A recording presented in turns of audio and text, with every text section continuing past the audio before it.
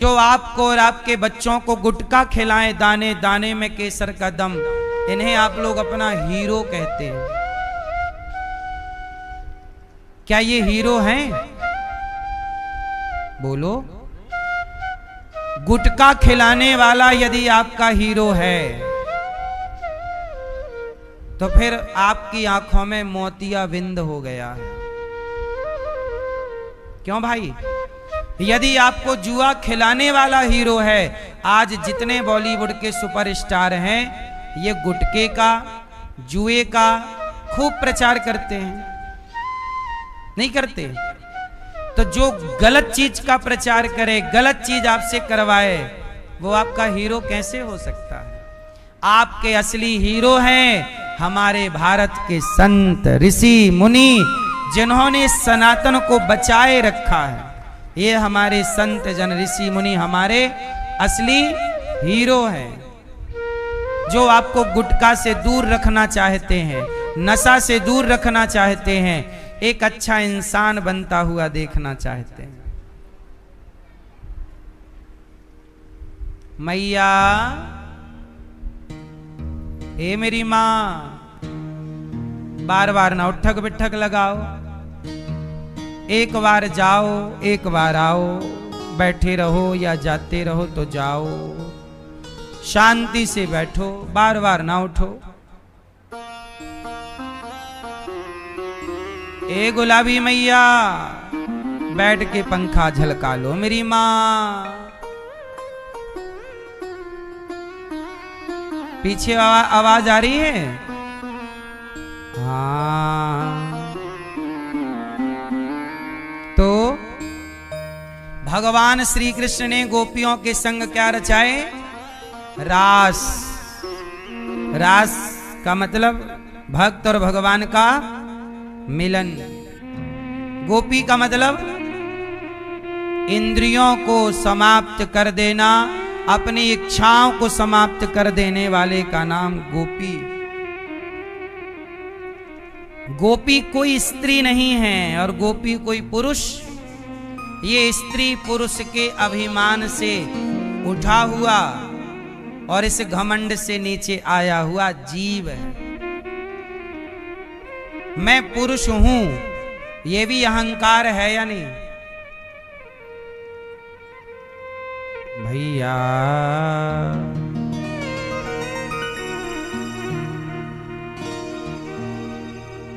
अच्छा बताओ, आप स्त्री और पुरुष,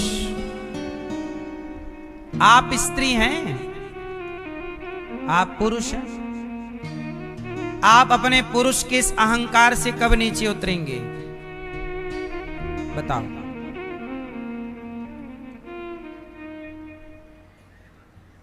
नहीं उतर पाएंगे। फिर आप चश्मा वाले भैया, आप पुरुष हैं, कब उतरोगे इस घमंड से नीचे? हैं? आज उतर गए।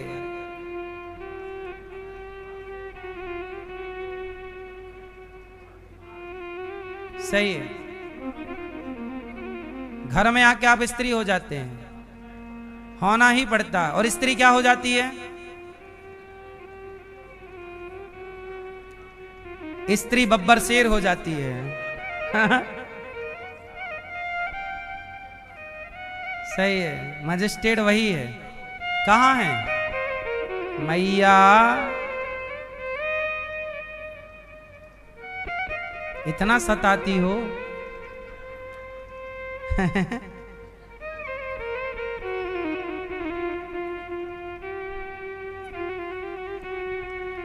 मैयाएं भी अपना दबदबा, अंधेरा कायम रहे। मैयाओं का अपना कायम है दबदबा।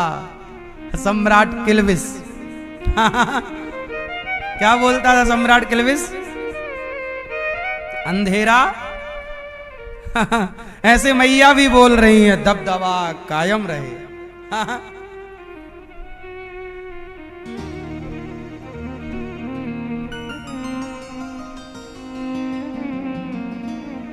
अच्छा है, होना भी चाहिए। और सुनो, पत्नियों से थोड़ा डरते रहो। नहीं, हम ऐसे नहीं कह रहे हैं। भगवान नारायण भी लक्ष्मी जी से डरते हैं। राधा जी के चरण भगवान कृष्ण दबाते हैं। राधा जी के चरण कौन दबाते हैं? हाँ, जो राधा नाम न हो तो रसराज विचारो रोतो, ना हो तो कृष्ण अवतार जपे जा राधे राधे। तो हमारे भगवान नारायण है ना, वो भी लक्ष्मी जी जब गुस्सा हो जाती हैं तो भगवान डर जाते हैं। एक बार लक्ष्मी जी नाराज होके तिरुमला चली गई। कहां चली गई? तिरुमला। तिरुमला मतलब जहां तिरुपति बालाजी जिस पर्वत पर विराजे हैं, उस पर्वत का नाम है तिरुमला। तिरुपति बालाजी जिस पर्वत पर विराजे हैं उसका नाम क्या है?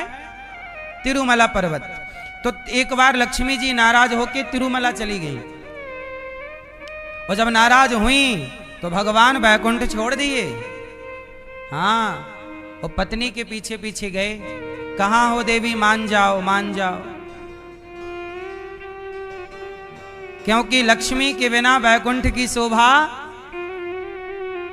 नहीं है। लक्ष्मी के बिना बैकुंठ की शोभा नहीं है, ऐसे आपकी धर्म पत्नी के बिना आपके घर की शोभा भी नहीं है। इसलिए आपकी पत्नी साक्षात लक्ष्मी है और आप साक्षात नारायण हैं। इस भाव से अच्छा ये बताओ, जब आप पति पत्नी की लड़ाई होती है, कौन किसे मनाता है? कौन किसे मनाता है? आपकी होती है लड़ाई? दादाजी, आपकी होती है लड़ाई? नहीं होती। आपकी कौन मनाता है? हाँ, तुम ही मनाया करो। स्त्री पुरुष में जब भी लड़ाई हो तो पुरुष को ही मनाना चाहिए, क्योंकि स्त्री बेचारी रूठती ही इसलिए है कि पुरुष मनाए, पर पुरुष मनाते ही नहीं है। लक्ष्मी जी रूठती हैं तो भगवान नारायण पीछे पीछे भागते हैं। अच्छा चलो, अच्छा क्या इच्छा है बताओ, क्या पूरी करें? तब भगवान हमारे ना मिठाई खिला के लक्ष्मी जी को मनाते हैं। ये खा लो मिठाई, चलो। इसलिए भगवान को मीठे का भोग ज्यादा लगता है। हर जगह मंदिरों में देखा ना, मिश्री का भोग, चिरौंजी का भोग, मीठे का, क्योंकि भगवान को मीठा प्रिय है। और मीठा भगवान नारायण को तो है, अपने पास स्टॉक में रखते हैं कि कभी रूठ गई तुरंत निकाल लेंगे।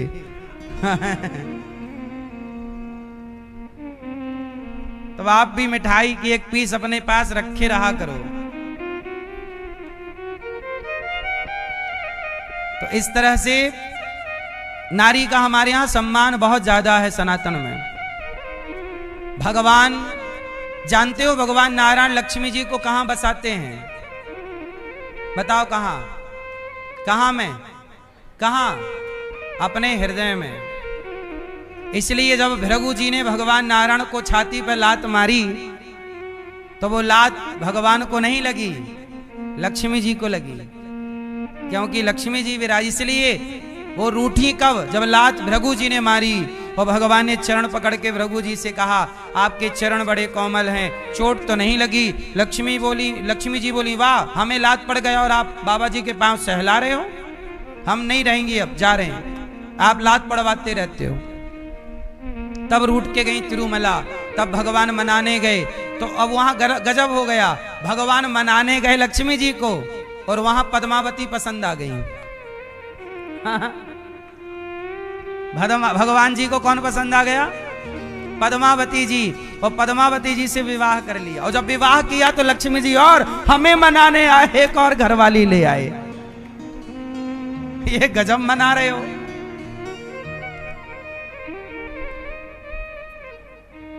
और जब वहां पे पद्मावती से विवाह किया, ये पद्मावती कौन है? मैंने कई बार आपको कथा सुनाई है विस्तार से। रावण ने जिन सीता को चुराया, रावण ने किनको चुराया? तो रावण ने सीता जी, अच्छा ये बताओ, रावण ने असली सीता जी चुराई कि नकली? छाया सीता। किसको चुराया? छाया सीता। तो जो छाया सीता थी, असली सीता कहां थी? अग्नि में वास था। असली सीता कहां थी? अग्नि में, और रावण ने जिन सीता को चुराया वह छाया सीता थी, और वो छाया सीता का अभिनय कौन कर रहा था? पद्मावती, जो आज इनका नाम था पिछले जन्म में वेदवती। ये ब्रह्मा जी की पुत्री हैं। क्या नाम है? वेदवती। ये वेदवती तपस्या कर रही थी कि मुझे राम पति के रूप में चाहिए। तपस्या कर रही थी कहाँ? हिमालय में एक सरोवर था, सरोवर के तट पर बैठकर तपस्या। संयोग से वहां पर रावण आ गया। एक वेदवती नाम की स्त्री है जो कि बहुत सुंदर है। रावण आ गया। रावण घूमता रहता था। रावण उस सरोवर के पास पहुंचा तो वहां देखा कि एक सुंदर सी स्त्री बैठी है। तो रावण तो जहां स्त्रियां दिख जाएं तो चला जाता था। तो रावण चला गया और रावण ने तपस्या कर रही वेदवती जी के बाल बहुत सुंदर, जब उनका स्वरूप है तो बाल भी सुंदर होंगे। तो रावण ने उनके बालों पे उंगलियां डाली और बालों को ऐसे ऐसे सहलाने लगा। और जैसे ही बालों को पकड़ा तो मां पद्मावती की तपस्या टूटी और नेत्र खुले। और जैसे ही नेत्र खुले तो दृष्टि पड़ते ही रावण भयभीत हो गया, दूर जाके खड़ा हो गया।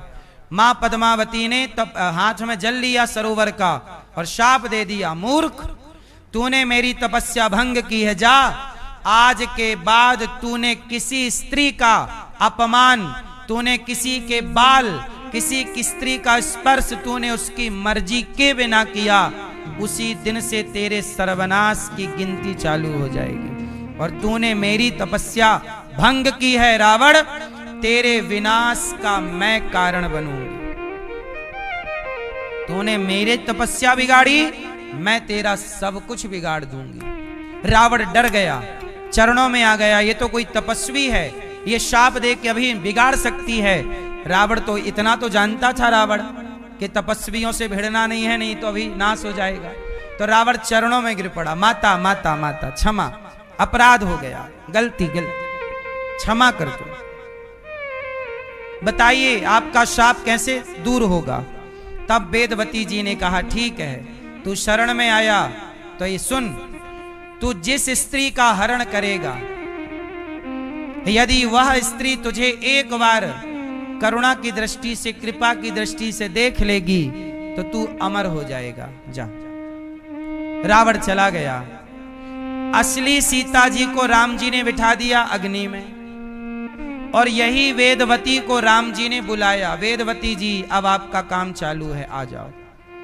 वेदवती जी को बना लिया सीता, जिन्हें आप लोग छाया सीता कहते हैं।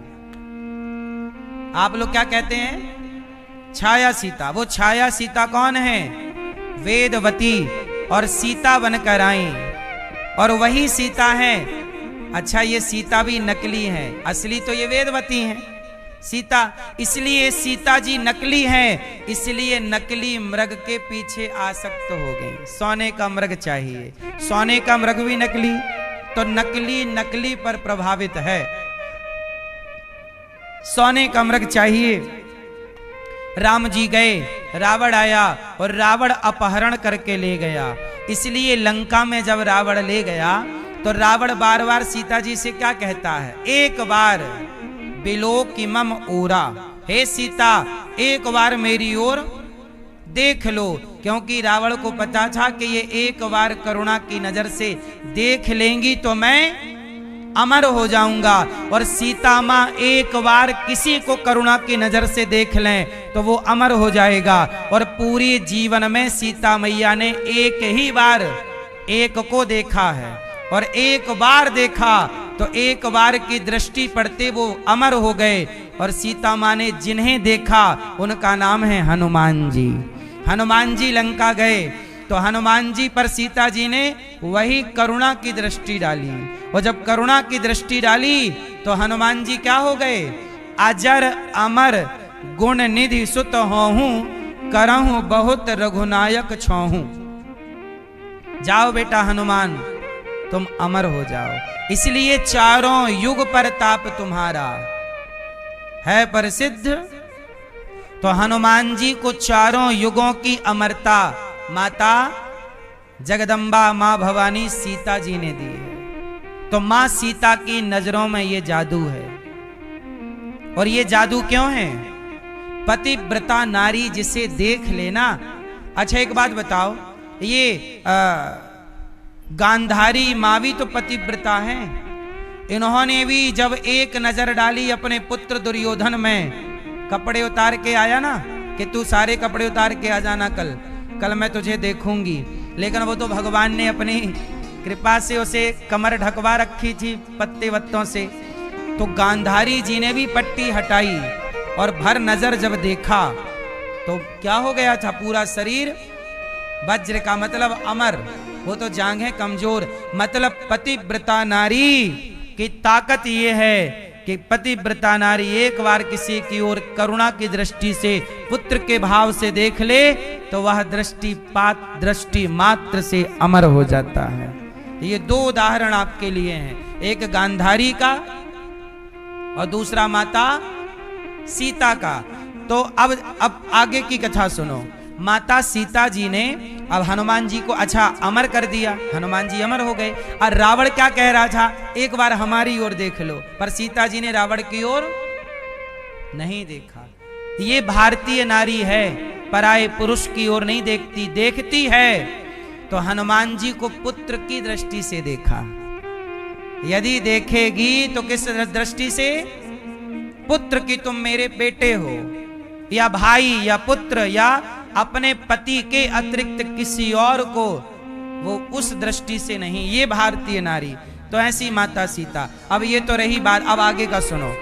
रावण मर गया, राम जी ने मार दिया। अब सीता जी की वापसी हुई तो लोग कहते हैं ना अग्नि परीक्षा हुई। वो अग्नि परीक्षा नहीं थी। वो क्या थी? वो क्या थी? वो सीता मां अग्नि में समाई थी तो अग्नि से वापसी। अब सीता जी तो असली वाली आ गई। अब वेदवती का क्या हुआ? भाई रावण के यहां से अब रावण मर गया, लीला हो गई, तो अब सीता जी असली वाली अग्नि से आ गई। तो ये जो वेदवती सीता है, इनका क्या हुआ? इनकी कथा सुनो। तो जब ये वेदवती को राम जी ने आज्ञा दी कि देवी आपका मन था कि आप मेरी पत्नी बने, तो देखो आपने मेरी पत्नी होने का सौभाग्य पा लिया। सीता जी, वेदवती जी बोली कि प्रभु मैंने आपकी पत्नी होने का सौभाग्य तो पाया, पर जितने समय तक मैं आपकी पत्नी रही उतने समय तक आपसे मेरा वियोग रहा। क्या रहा? अलग रही, क्योंकि रावण ले गया। 11.5 महीने तक लगभग रावण के लंका में रही। तो मैं आपकी पत्नी तो बनी, पर आपका मैं प्रेम ना पा सकी, आपको मैं पा ना सकी, आपसे मैं दूर रही। अब प्रभु बताइए कि मैं आपसे भेंट कब करूंगी? तब भगवान राम बोले कि मैं कलयुग में मिलूंगा आपको। कहां मिलूंगा? आप जाइए जहां आप तपस्या कर रही थी, पुनः आप तपस्या करिए। मां को भेज दिया, कहा मैं कलयुग में मिलूंगा। अब कलयुग की बात, अब देखो त्रेता के राम, द्वापर में कृष्ण बने और फिर आया कलयुग। तो कलयुग में वो वचन कहां पूरा हुआ? सुनो फिर क्या हुआ। कलयुग आया तो इस धरती पे एक विवाद उठा। कलयुग आया तो इस धरती पे क्या उठा? विवाद। और विवाद क्या उठा कि ब्रह्मा विष्णु महेश, बोलो ब्रह्मा विष्णु महेश। अब धरती पर जब यज्ञ हुआ, कलयुग आया, वो कलयुग में क्या हुआ? यज्ञ हुआ, पूजा हुई। तो कुछ लोगों ने कहा कि ब्रह्मा जी सबसे बड़े, कुछ लोगों ने कहा नहीं विष्णु जी सबसे बड़े, तो कुछ लोगों ने कहा नहीं शंकर जी सबसे बड़े। अब तीनों में हो गया विवाद, 3 पार्टियां बन गई। ब्रह्मा जी की पार्टी अलग, भगवान विष्णु जी की पार्टी अलग, और शिव जी के समर्थक अलग। तो 3 लोगों के समर्थक हो गए, ब्रह्मा जी के समर्थक, विष्णु जी के समर्थक और शंकर जी के समर्थक। अब तीनों में हो गई लड़ाई। तीनों बोले कि हमारे प्रभु बड़े, कोई बोले ब्रह्मा जी बड़े, कोई बोले विष्णु, कोई। अब तीनों में जब झगड़ा हुआ तो ये झगड़ा गया भृगु ऋषि के पास। भाई हम और आप झगड़ा करेंगे तो जज के पास जाएगा। किसके पास जाएगा? जज। तो उस समय श्रेष्ठ संतों में भृगु जी का नाम था। किनका नाम था? जोर से। भृगु ऋषि वो हैं। भृगु जी वैसे तो ब्रह्मा जी के पुत्र हैं। भृगु जी वैसे तो मतलब भृगु जी की पहचान क्या है? वो शिवलोक भी जा सकते हैं, ब्रह्मलोक भी जा सकते हैं और बैकुंठ जाके तीनों से बात कर सकते। इतनी सामर्थ्य है किसमें? तो धरती के सभी लोगों ने भृगु जी से कहा कि हम तीनों में लड़ाई हो गई है। ये कह रहे हैं ब्रह्मा जी बड़े, ये कह रहे हैं विष्णु जी बड़े, ये कह रहे हैं शिव जी बड़े। आप निर्णय करो कि बड़ा कौन, नहीं तो हम आपस में लड़के मर जाएंगे तीनों भगवान के नाम पर। अब तीनों के तरफ से कौन? भृगु जी तैयार भये। हाँ तुम लड़ना मत, मैं अभी आ रहा हूं। अब तीनों की ओर से भृगु जी गए, ये देखने गए। अब सोचिए भृगु जी तीनों की परीक्षा लेने गए, ब्रह्मा विष्णु और कि तीनों में बड़ा। अब गए भृगु जी, सबसे पहले गए ब्रह्मा जी के पास। और ब्रह्मा जी के पास, भैया ये झोला लेके कहां जा रहे हो? ब्रह्मा जी के पास एक झोला सवाल है आपके, जाओ जाओ पूछ के आना। वहां भृगु जी चले, भैया बोले मैं भी आता हूं, पता लगा के। सुन लो अब ध्यान से। तो हुआ क्या कि भृगु जी ब्रह्मा जी के पास गए और ब्रह्मा जी के पास जाकर ब्रह्मा जी को प्रणाम नहीं किया। क्या नहीं किया? क्या नहीं किया? जब प्रणाम नहीं किया तो ब्रह्मा जी को गुस्सा आ गए। भृगु बड़ा हो गया क्या? बाप को प्रणाम नहीं करता? चल प्रणाम कर। भृगु जी को लगा राम राम, ब्रह्मा जी को कोई प्रणाम ना करे तो उनको तो गुस्सा आ रही है, ये पहले पूजा के योग्य है ना? नहीं, फेल। अब भृगु जी गए शंकर जी के पास। तो शंकर जी के पास जैसे ही पहुंचे तो शंकर जी दौड़े के भैया आए हैं, आओ गले लगाऊं। और जैसे ही आए तो भृगु जी ने मना कर दिया, नहीं नहीं हम आपको गले नहीं लगाएंगे, चलो। तो भगवान शिव को भी क्रोध आ गया। क्या गया?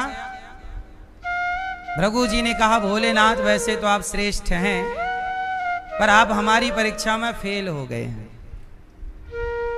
आप हमारी परीक्षा में। अब भृगु जी को आया गुस्सा कि ब्रह्मा जी फेल हो गए, शंकर जी फेल हो गए। अब भृगु जी को गुस्सा आई और गए बैकुंठ। तो बैकुंठ में भगवान नारायण लेटे थे और लक्ष्मी जी पांव दबा रही। तो भृगु जी को गुस्सा आई, प्रभु आप कुछ करते धरते तो है नहीं, बस लक्ष्मी जी से पांव दबाते रहते हो, जब कुछ करते नहीं तो थक कैसे गए? तो भृगु जी ने गुस्से में भगवान की छाती पर एक लात मारी। भृगु जी ने गुस्से में भगवान नारायण को देखो अपमान कर दिया, लात छाती पे लात मारा। और जब भगवान विष्णु को लात पड़ा तो भगवान ने चरण उठाए और भृगु जी के चरण पकड़ के कहा, भृगु जी आपके चरण बड़े कोमल हैं, हमारी छाती बड़ी कठोर है, कहीं आपके कोमल चरणों में हमारी छाती से चोट तो नहीं आई? जब ऐसा स्वभाव प्रभु का देखा कि मैंने लात मारा और आप मेरे साथ ऐसा प्रेम भरा व्यवहार कर रहे, भृगु जी पानी पानी हो गए और भगवान विष्णु भगवान नारायण के चरणों में गिर पड़े। प्रभु प्रथम पूज्य आप हैं, प्रथम पूज्य आप हैं। इसलिए अब देखो ये निर्णय आज भी इस धरती पर लागू है। चलो मैं आपको बताऊं, जब आप शंकर जी के मंदिर, इसका अर्थ आप ये मत समझना कि शिव जी कम है।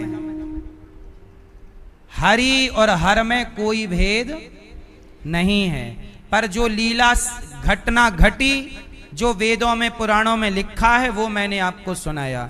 इसका अर्थ ये मत समझना कि हरि और हर में कोई भेद है, इनमें कोई भी भेद। अब आपको इस जो भृगु जी का न्याय हुआ उस पर आज भी अमल करते हैं लोग, उनका न्याय आज भी इस धरती पे लागू है। अब जरा सोचिए, सुनिए, जब आप शंकर जी के मंदिर जाते हो और शिव जी का कोई भी पूजन करते हो, तो कोई भी पूजन करने के पहले पंडित जी क्या कराते हैं? जोर से संकल्प। क्या कराते हैं? जोर से। और उस संकल्प में सबसे पहले किसका नाम बोला जाता है? 3 बार बोलिए। क्या बोलते हैं? विष्णु विष्णु विष्णु।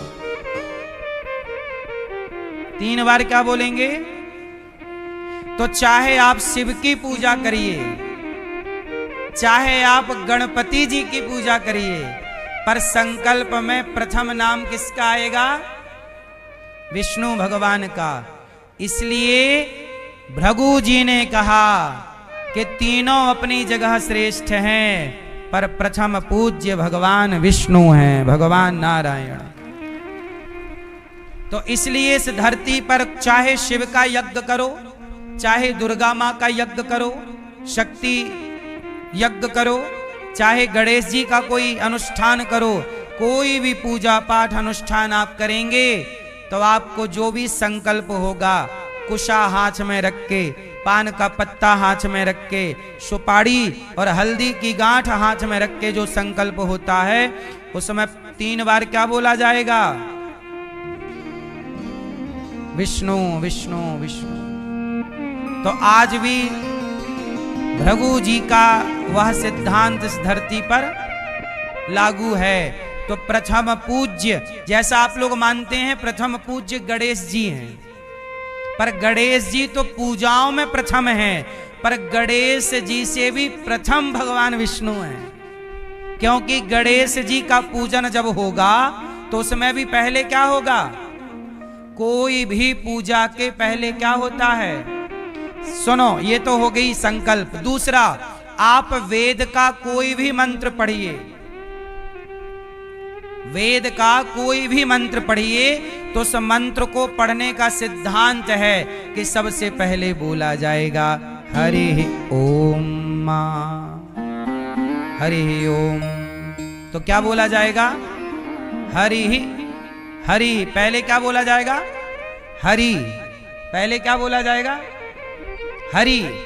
हरि मतलब भगवान विष्णु, हरि मतलब नारायण। तो इस धरती पर कोई भी व्यक्ति जब भी वेद मंत्र बोलेगा तो सबसे पहले हरि का उच्चारण करेगा। क्या बोलेगा? हरि शरणम। हरि शरणम नहीं कहते, तो हरि ओम। मां सहस्र शीर्षा पुरुषा सहस्राक्ष गणानान्त्वा गणपति गुंभव हरि ओम मां। तो पहले बोलेगा हरि। तो इससे सिद्ध हुआ कि अब ये तो भृगु जी ने लात मार दिया, अब इसके आगे की बात सुनो। तो भृगु इसलिए कहता हूं, नारद जी क्या जपते हैं? नारायण नारायण। क्या जपते हैं? आप भी नारायण नारायण जपो, राम राम जपो, कृष्ण कृष्ण जपो। अब सुनना, अब एक क्लियर कर दूं मैं आपका डाउट। शंकर जी जैसे आज भी 12 ज्योतिर्लिंग हैं कि नहीं? और आप लोग जाते हैं, हम भी जाते हैं, बड़ी श्रद्धा से प्रणाम करते हैं। तो क्या 12 ज्योतिर्लिंगों में और भगवान के नाम में कोई भेद है? नहीं। सुनना, शंकर जी, बोलो शंकर जी। शंकर जी हनुमान बने। बताओ हनुमान जी किसके अवतार हैं? जोर से, जोर से। तो हनुमान जी ने जब छाती फाड़ी तो कौन था? ए मैया, हाँ, ए चश्मा वाली मैया, देखो चालू हो गया गुट्टर को। हाँ हाँ, अच्छा हाँ, अच्छा हाँ, हाँ, देख कान पे बातें। हाँ,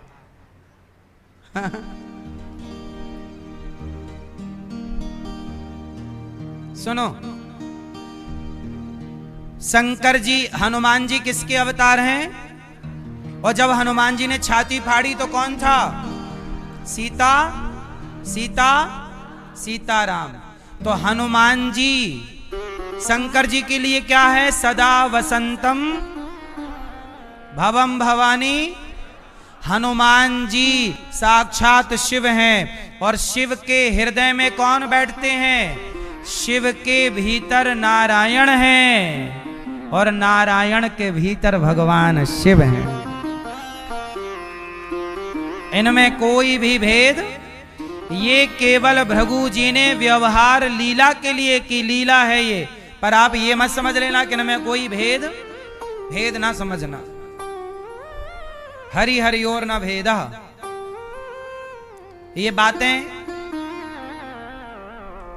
केवल आपको समझाने के लिए जो शास्त्रों में लिखा है वो बताई जाती हैं। आप ये भेद ना पाल लें कि कौन बड़ा है कौन छोटा है। अच्छा ये बताओ, कहते हैं काशी में कोई मर जाए तो मुक्ति होती है। किस किस ने सुनी है ये बात? सुनी है जिनने हाथ उठाओ। मैया आपने नहीं सुनी तो काहे नहीं हाथ उठा रही हो? कौन उठाए हाथ? महाराज जी आप तो सुनाओ। कौन इतनी माथा पच्ची करे?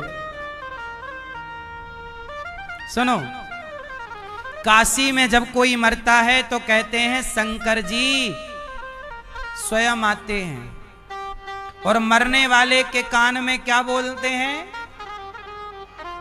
क्या बोलते हैं? जोर से क्या बोलते हैं? जासु नाम बल शंकर काशी, देत सबहि सम गति अविनाशी। काशी में मरने वाले के कान में आकर भगवान शंकर राम बोलते हैं, तब मरने वाले की मुक्ति हो जाती है। ऐसा है। तो शंकर जी की शरण में आप रहोगे तो शंकर जी भी उठा के आपको नारायण की शरण में भेज देंगे। तो अब ऐसा है कि डायरेक्ट नारायण की सेवा कर लो या शिव जी के थ्रू चलो, या गणेश जी के थ्रू चलो, या दुर्गा जी के थ्रू चलो। इसलिए सनातन में पंचदेव हैं। कई बार हमने आपको समझाया है, सनातन में 5 की पूजा होती है। भगवान विष्णु, भगवान शिव, दुर्गा, गणेश जी और भगवान सूर्य। ये पंचदेव हैं। इन पंचदेव को समझना जरूरी है। ये 5 हैं। कितने हैं? आप लोग अपना एक हाथ उठाओ, 5 उंगलियां अलग अलग करो। कितने हो गए? पर 5 के नीचे देखना हाथ कितने हैं? जोर से। उंगलियां 5 हैं पर 5 को थामने वाला हाथ एक है। तो एक नारायण ही ये 5 रूपों में हैं। वही नारायण विष्णु हैं, वही नारायण दुर्गा हैं, वही शिव हैं, वही गणपति और वही सूर्य है। ये पंचदेव सनातन है। ये पंचदेव के बारे में समझ। तो अब आते हैं हम वेदवती जी पर। हुआ क्या? भृगु जी ने लात मार दी। वो जब लात मारी तो लक्ष्मी जी कहाँ चली गई? तिरुमाला पर्वत। तो हुआ क्या कि राम जी ने कहा था वेदवती जी से कि मैं कलयुग में आपसे क्या करूंगा? विवाह करूंगा। तो जब भगवान मनाने के लिए आए, लक्ष्मी जी को मनाने आए, तो भगवान ने एक अवतार लिया और नाम पड़ा भगवान का श्रीनिवास। क्या नाम पड़ा? श्रीनिवास। क्या नाम पड़ा? तो भगवान विष्णु अपने वैकुंठ से आए और श्रीनिवास बन करके। अच्छा, यशोदा जी 100 सालों के बाद जब श्री कृष्ण 100 सालों के बाद जब श्री कृष्ण मैया यशोदा से मिलने गए तो मैया जी भर के गले लगाई कन्हैया को इसी वृंदावन में। और मैया जब मिली तो भगवान कृष्ण बोले मैया बताओ क्या इच्छा है। यशोदा बोली कि कन्हैया मैं तेरी माँ हूं और तूने सारे ब्याह कर लिए, एक भी ब्याह में अपनी माँ मैया को तो बुलाया नहीं। तो मेरे अंदर हर माँ की इच्छा होती है कि वो अपने पुत्र के विवाह को देखे। हर माँ की इच्छा होती है कि वो अपने पुत्र के विवाह को देखे।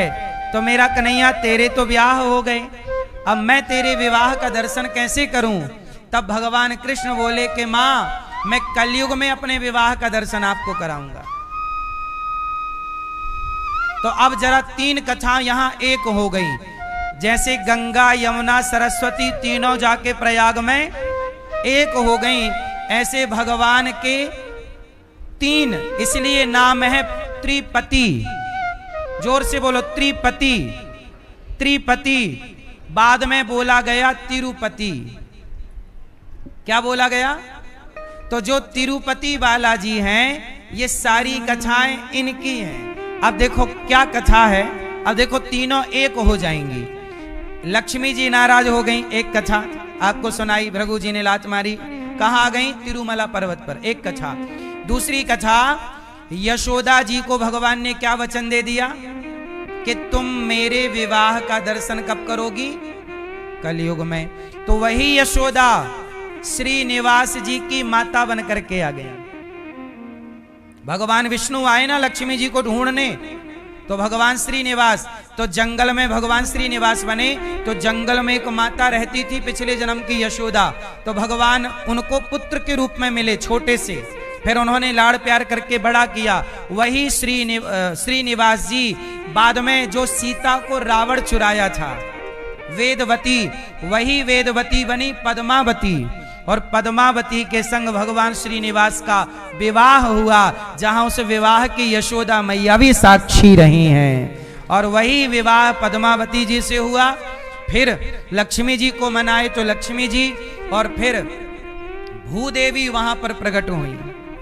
लीला देवी, भूदेवी और श्रीदेवी, ये तीन पत्नियां हैं भगवान की मुख्य। इन तीनों के पति हैं, इसलिए नाम है त्रिपति। क्या नाम है? तिरुपति।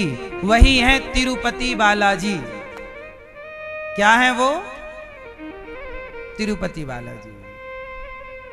तो ये तिरुपति आप लोग जानते हैं ना, उन्हें व्यंकटेश भगवान भी कहते हैं। क्या कहते हैं? जोर से बोलिए, व्यंकटेश भगवान की, तिरुपति बालाजी की। तो ये हमारे विष्णु। अब इनकी तिरुपति बालाजी की एक कथा और है, आपको टाइम हो तो मैं सुनाऊं। है? तिरुपति बालाजी का दर्शन किया आप लोगों ने? उनके हाथ में क्या है?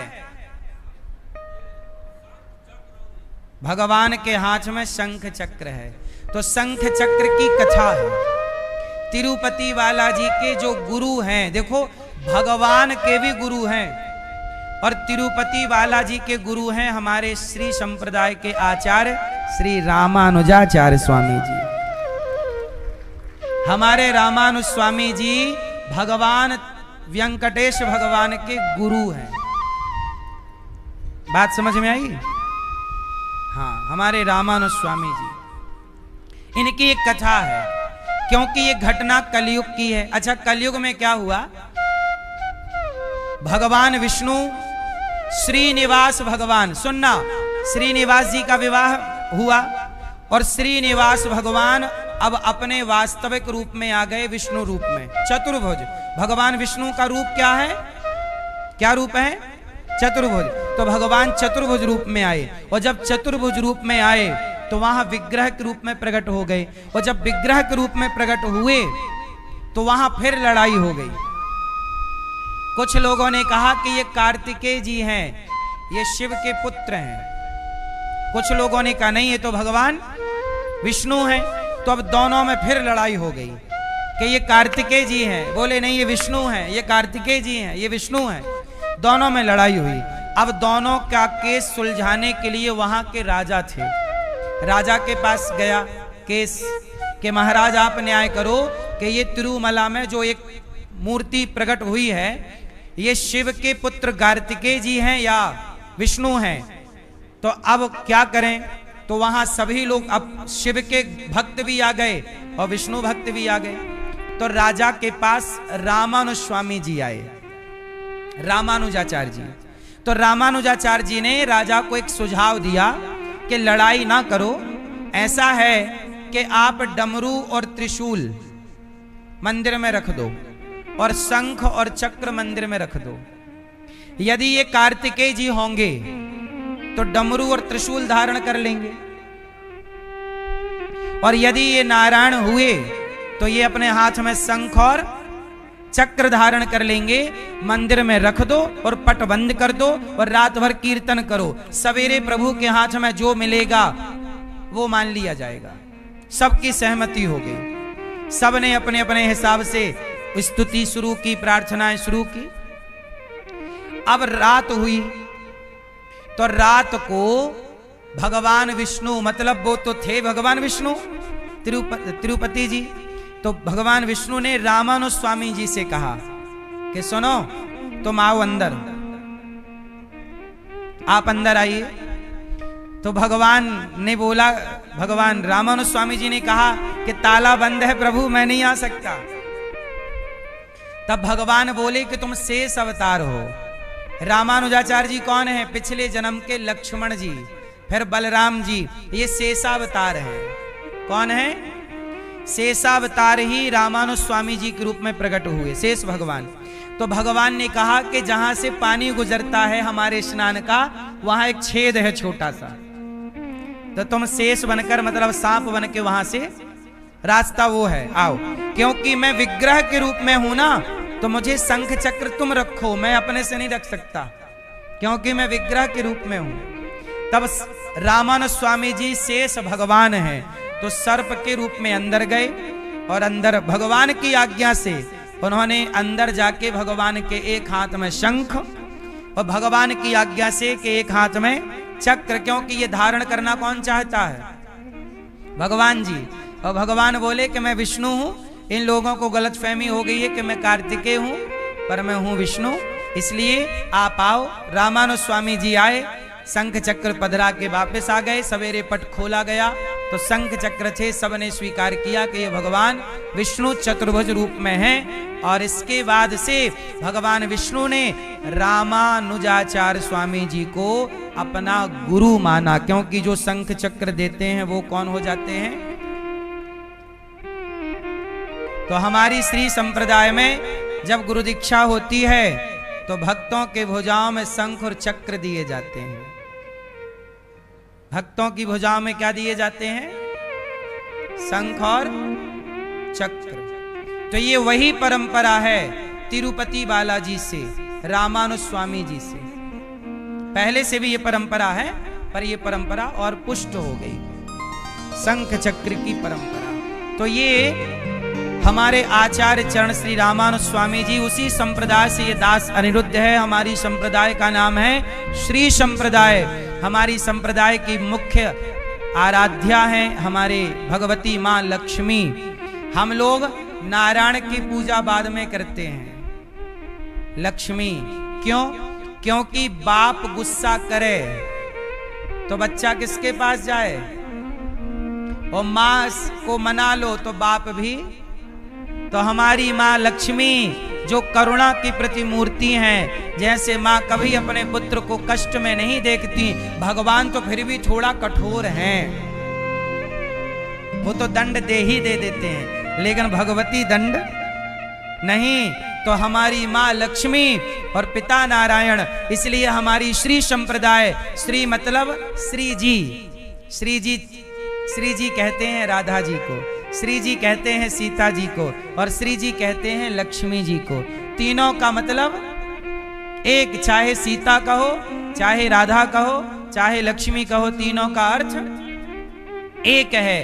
तो हमारे संप्रदाय में हमारे आचार्यों ने श्री जी को अपना आराध्य, अपना सब कुछ माना है। कौन? किसको? श्री जी मतलब लक्ष्मी।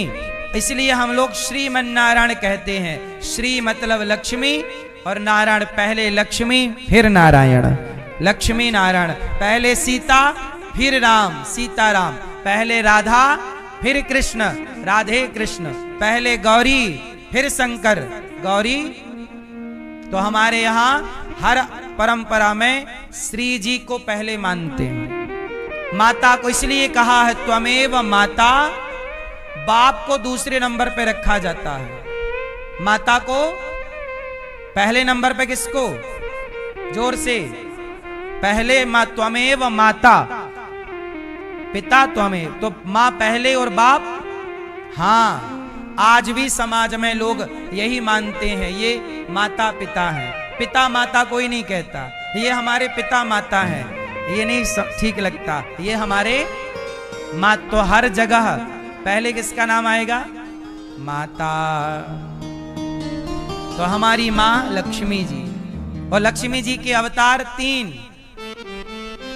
सीता, राधा, रुक्मणी, लक्ष्मी तो है। अब कुछ लोग पूरी बात समझते नहीं। कुछ लोग कहते हैं कि भगवान कृष्ण की पत्नी तो रुक्मणी है, तो मंदिर में राधा जी क्यों रहती हैं? अब इन देखो, अब सत्संग ना करने का ये परिणाम होता है। सत्संग ना करने का परिणाम है। क्या परिणाम है? अच्छा एक बात बताओ, भगवान श्री कृष्ण की पत्नी कौन है? मैया, लाल मैया। भगवान कृष्ण की पत्नी कौन है? जोर से, जोर से। कौन? रुक्मणी जी। कौन है? आप बोल नहीं रहे हैं, पैसा नहीं लगेगा, आप बोलिए, कोई खर्चा नहीं है बोलने का, फ्री है। भगवान कृष्ण की पत्नी कौन? रुक्मणी जी। तो फिर राधा जी कौन है? जोर से, जोर से। कौन है? कौन है? पीले भैया बताओ, राधा जी कौन है कृष्ण की? प्रेमिका। ये तुम्हारी पत्नी ने सिखा दिया? पत्नी ने कह दिया तुरंत, कह दो प्रेमिका।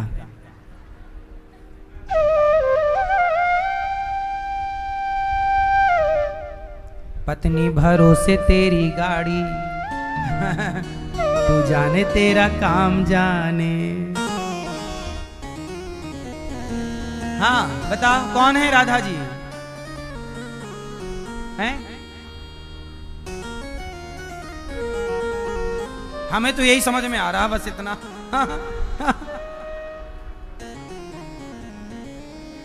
ठीक है, सही है। अच्छा, हमारी बात का बुरा तो नहीं लगता आप लोगों को? लगेगा भी तो क्या कर सकते हैं।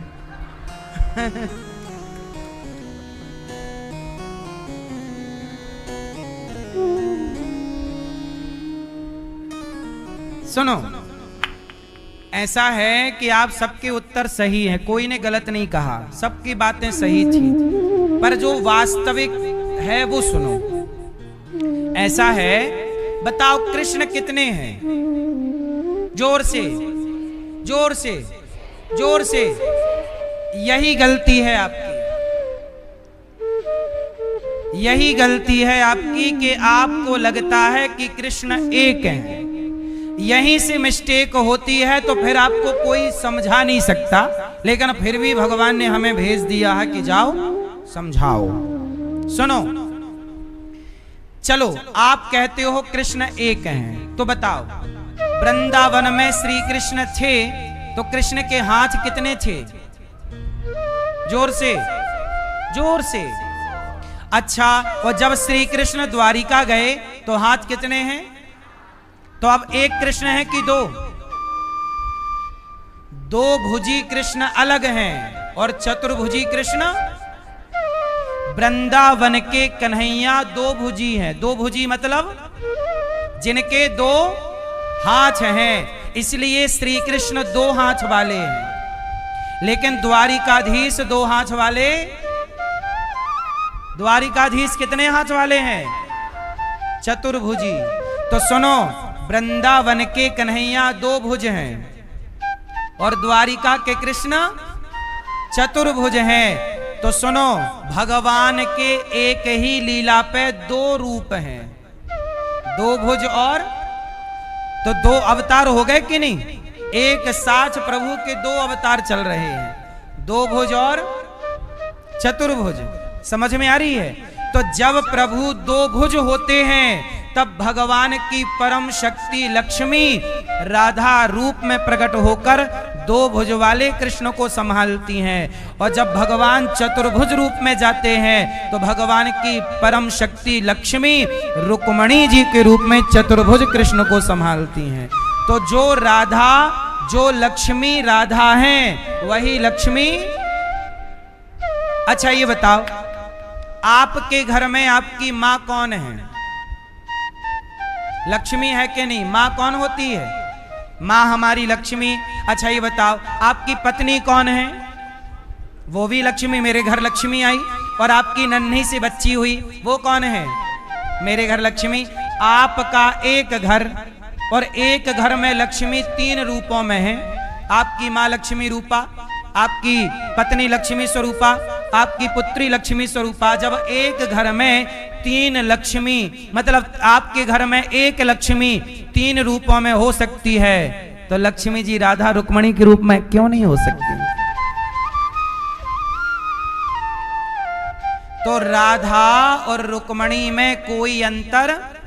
जब आप राधा जी के 108 नाम पढ़ेंगे तो राधा जी के 108 नाम में एक नाम रुक्मणी है।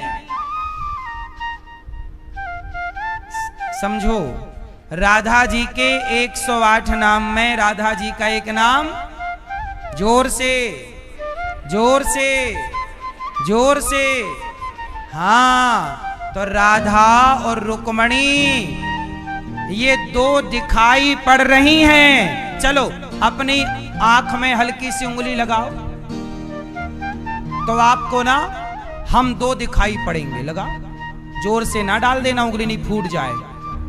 हल्की सी उंगली डालो आंख में तो मैं दो दिखाई पड़ूंगा। दिखा, अच्छे से देखो मैं कितना दिख रहा हूं आपको। ए मैया तुम उंगली लगाए नहीं कह रही हो, दो झूठ बोल रही हो। लगाओ उंगली, हाँ, मजाक नहीं, प्रैक्टिकल। हम आपको हर चीज प्रैक्टिकल समझाते हैं, इसलिए हमारा सहयोग कीजिए। और अपनी आंख में एक उंगली लगा के जरा देखिए हम कितने दिखेंगे। चंद्रमा को देखेंगे तो देखो ये लाइट हमें दो दिख रही है। हल्की सी उंगली यहां पे, सही है गलत है? ज्यादा ना ठूस देना दादाजी, आप ना करो ट्राई चश्मा उतार के, नहीं जो है वही निपट जाए सुनो, ये बताओ आंखों में हल्का सा यहां उंगली करने से मैं कितने दिखा? ये लाइटें दो दो दिखने लग जाएंगी, ये देखो। हाँ, ऐसे ही आंखों के कमी से कई बार एक चीज दो दिख जाती है।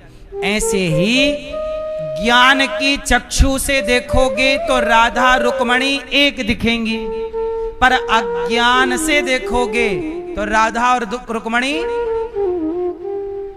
लीला में वो दो हैं। लीला में वो, क्योंकि लीला दो है ना, वृंदावन की लीला अलग है और द्वारिका की लीला। सुनो, वृंदावन की लीला में बांसुरी है और द्वारिका की लीला में चक्र है। द्वारिका में एक बार भी बांसुरी बजी हो तो बताओ, बजी? बांसुरी की लीला कहां की है? वृंदावन में प्रभु नंगे पांव रहे 10.5 साल। प्रभु की यहां की लीला है लगभग 11 वर्ष। बस 11 साल के बाद प्रभु यहां से चले गए। और सुनो, भगवान श्री कृष्ण वृंदावन से कभी नहीं जाते, ये भी कथा मैंने आपको सुनाई है। हर चीज आपको सुनना है तो फिर रेगुलर कथाएं सुनिए, तब कोई ना कोई कथा आपको, आज जो रह गई वो अगली बार की में मिल जाएगी, जो पहले रह गई थी वो आज सुन लो। तो मैंने ये बात कई बार बताई है कि यशोदा और देवकी दोनों के यहाँ प्रभु का जन्म हुआ था। दोनों कृष्ण मिलकर एक हो गए। बाद में वृंदावन के कन्हैया कभी वृंदावन से गए नहीं, परंतु लीला और व्यवहार के लिए मथुरा गए, फिर द्वारिका गए। ऐसा है। तो जो कृष्ण द्वारिकाधीश हैं उनके पति कौन? रुक्मणी जी के पति कौन? जोर से। रुक्मणी जी के पति हैं द्वारिकाधीश और राधा रानी पत्नी है, और राधा रानी के पति हैं वृंदावन का कन्हैया। तो वृंदावन के कन्हैया राधा रानी के पति और रुक्मणी जी के पति। इसलिए जब आप कृष्ण का मंदिर बनवाते हो तो 4 हाथ वाले कृष्ण नहीं रखते, सदा बांसुरी। तो जिनके हाथ में बांसुरी होगी वो बांसुरी वाले कन्हैया राधा के पति हैं, वो राधा रानी के। हाँ, एक मंदिर ऐसा है जहां कृष्ण के संग रुक्मणी जी हैं, बताओ कौन सा?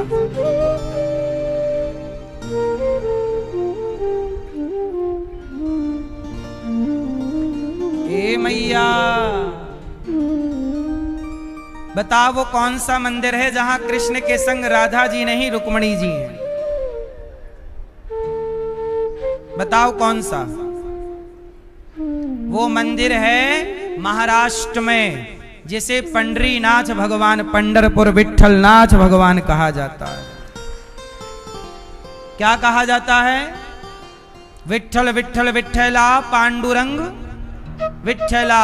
हमारे श्री कृष्ण को विठलनाथ भी कहते हैं। अब उनके संग रुक्मणी क्यों है, इसकी भी एक कथा है। आपको टाइम है?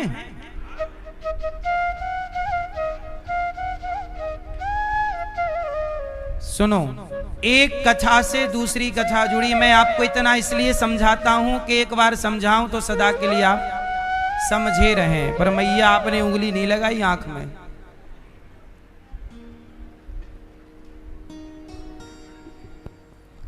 मैया तो मुंह बांध के सो गई। मैया क्या? मैया बोली अब मैं सोऊंगी ऐसे कि तो पहचान ही नहीं पाओगे।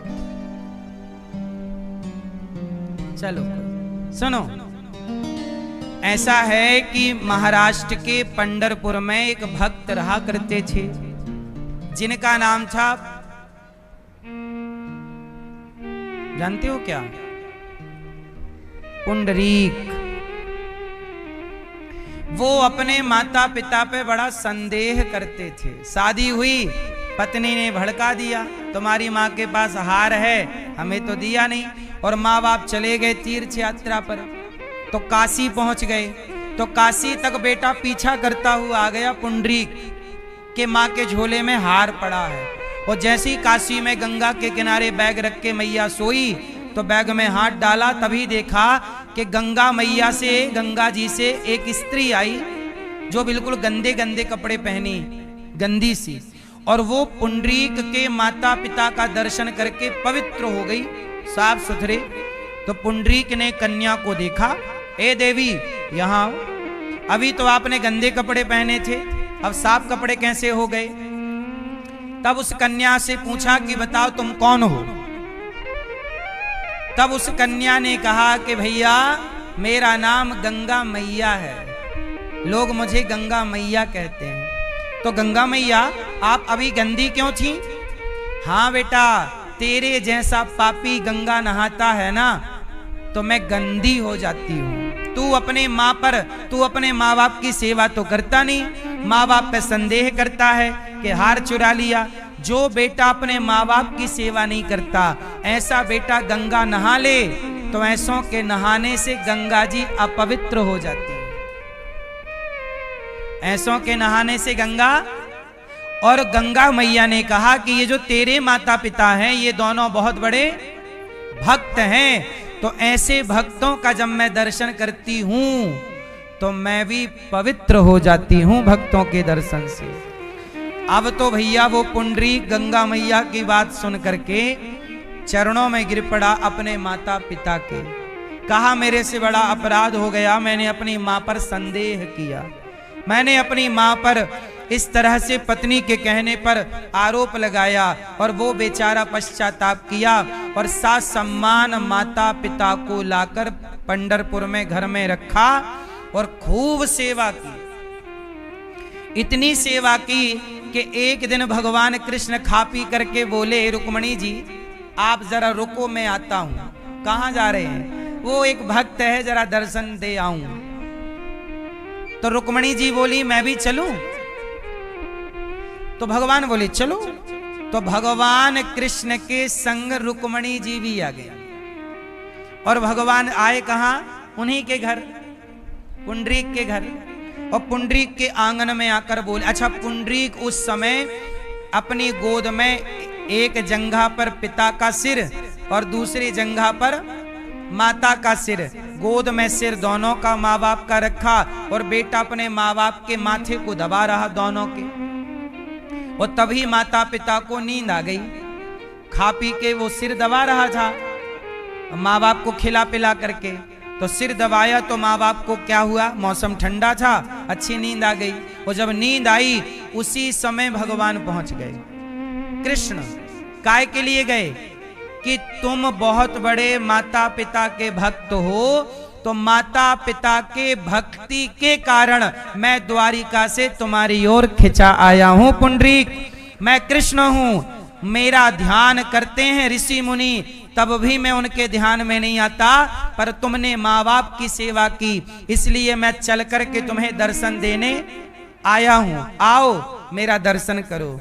तो पुंडरीक ने कहा कि प्रभु अभी तो मैं आपका दर्शन नहीं कर सकता। क्यों? अभी मैं बिजी